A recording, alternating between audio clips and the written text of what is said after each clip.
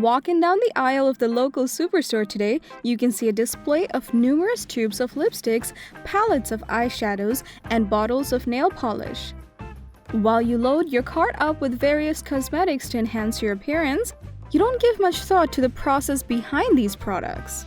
Now, the cosmetic industry is a big business.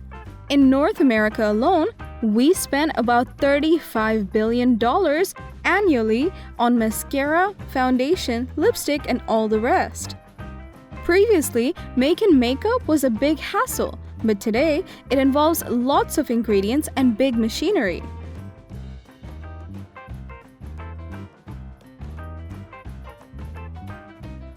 The history of makeup dates back to probably 6,000 years ago.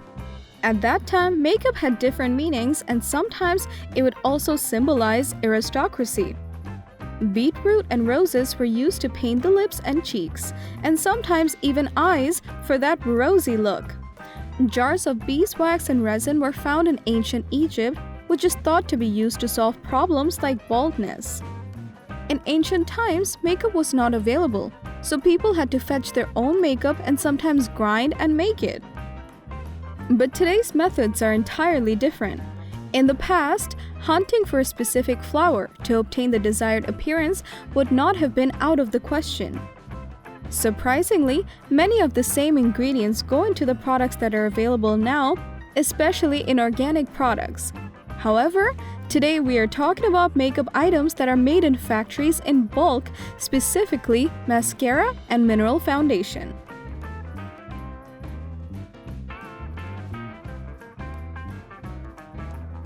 Could you think of a complete makeup look without mascara? Of course not, because the secret behind great lashes is this beauty product. Darkening eyes and lashes first came into fashion thousands of years ago. There are records of ancient Egyptians using kohl on their eyes, even though they would do so to ward off evil.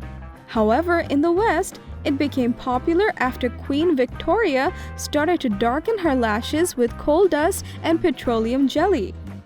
In 1915, a woman named Maybelle used a familiar formula for her lashes and influenced her brother to package and sell them. The product was promoted as it could be used in both lashes and brows, and it became a hit. And that launched today's cosmetic empire, Maybelline, named after his sister. From back then to present, mascara has gone through several transformations and changes, from the messy concoction to a neat little plastic tube with a built-in applicator. Mascara formulations are different from brand to brand and sometimes even vary within the same brand. And each brand keeps its formula a secret. But the basic ingredients are the same: wax, water binders, and pigments. Now, for making a mascara, 4 types of wax are generally used. Carnauba wax, which is obtained from a Brazilian palm tree. Candelilla wax, from a small shrub of Mexico and Texas. And then beeswax and glyceryl stearate are used as emulsifiers. These oils and water rebuffing agents are added to wax and heated so that you can get a shiny and still waterproof mascara. Then separately, cold water is heated and an emulsifier is added.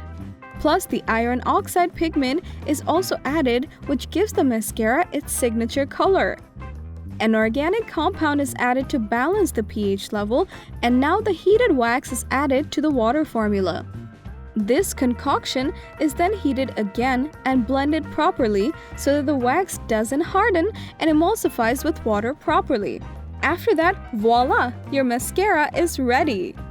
Now for quality control, when the mascara liquid is all finished mixing, it is rechecked once again before bottling. As for the final part, the mascara is bottled and labeled and it's ready to be shipped.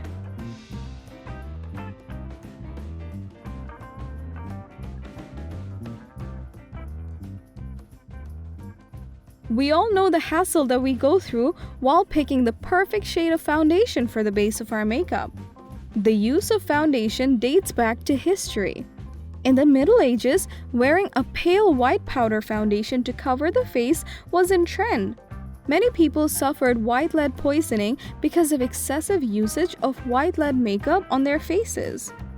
Not only in the West, but people of Japan also used to wear excessive pale makeup, which was basically white lead. But at present, foundations that suit and enhance natural skin tone are preferred by users. One of the best types of foundations for oily skin is a mineral powder foundation.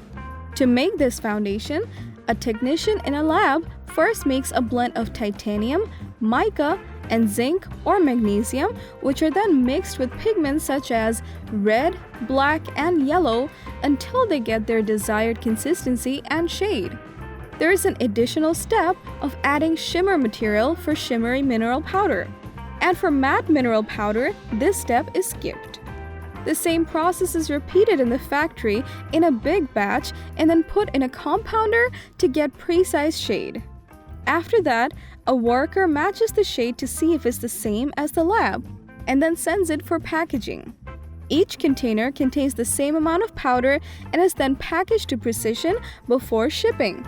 There are different shades of mineral powder foundation, and the shade range varies from brand to brand.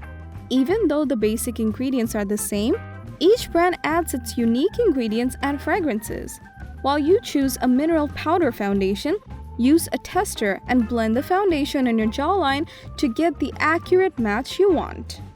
And that was a short historical tour about how mascara and mineral foundations were made in earlier times, and we hope that the present-day procedure allows you to understand how the making and processing of makeup has changed over time. Thanks for watching our video. If you liked the video, then hit like and share it with your friends. Comment below to let us know your thoughts. Consider subscribing to the channel if you love our videos and press the bell icon to get notified of our future videos.